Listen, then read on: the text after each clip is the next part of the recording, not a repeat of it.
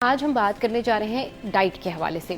तो डाइट जो है वो कैसी रखनी चाहिए ये बताइए, ताकि लोगों को पता चल सके कि ऐसी डाइट जिससे उनका वजन बढ़े नहीं बल्कि एनर्जी मेंटेन रहे और फैट बर्न हो जाए। तो क्या कुछ खाया जा सकता है?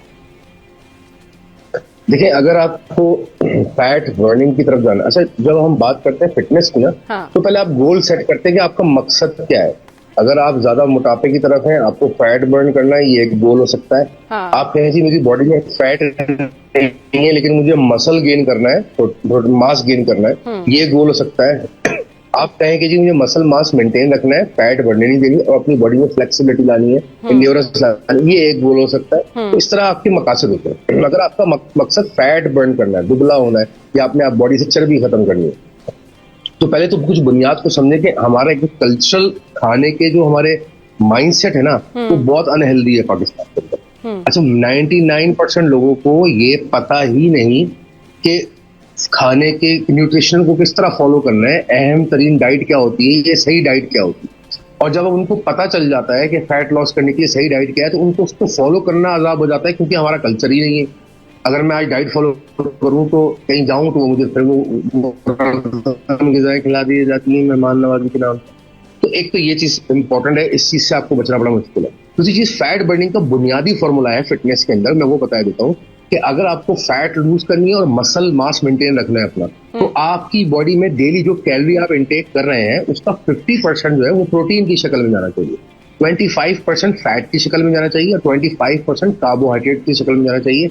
और ये जो टोटल नंबर ऑफ न्यूट्रिशन आपकी बॉडी में जा रहा है कैलोरी की शक्ल में, उसको आपने डेफिसिट में लेके जाना है। यानी कि अगर आपकी बॉडी की calorie requirement 2000 calories per day है, तो आपको उसको स्लाइटली डेफिसिट में लेके जाना है, 1800-1600 पे लेके जाना है।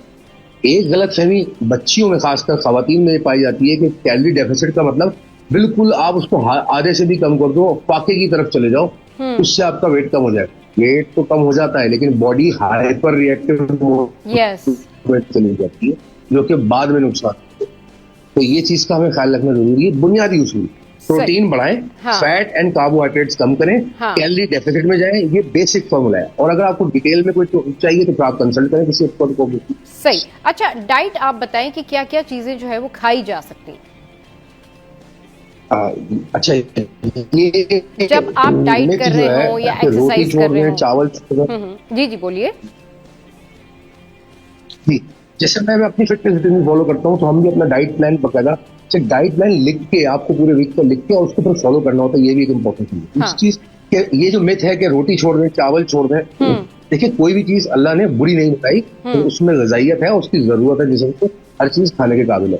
हाँ, प्रॉब्लम जब होती है जब उसको एतदाल से ज्यादा खा लेते हैं या रिक्वायरमेंट से ज्यादा ओवर ईटिंग कर जाते हैं। चावल के जो पोर्शन होते हैं जब हम खाते हैं, तो चावल में फुल ऑफ कार्ब्स होता है वो।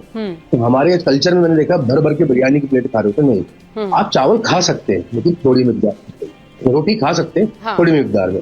अपने मील को बैलेंस या मुतवाजन मील बनाइए, उसमें रोटी थोड़ी सी, एक आधा रोटी ले लिया आपने, सैलेड उसमें भरपूर होना चाहिए, दही उसमें होनी चाहिए जो प्रोबायोटिक्स होती है, प्लस उसमें मीट, ग्रिल्ड मीट, तेल में डूबा हुआ नहीं, फ्राइड नहीं, क्या कहते हैं पैन फ्राइड नहीं, ग्रिल्ड मीट या बॉइल्ड मीट या स्लाइटली पैन फ्राइड मीट, तो गोश्त आपके ग़िज़ा में होना जरूरी। फिर दालें, अगर गोश्त दालें,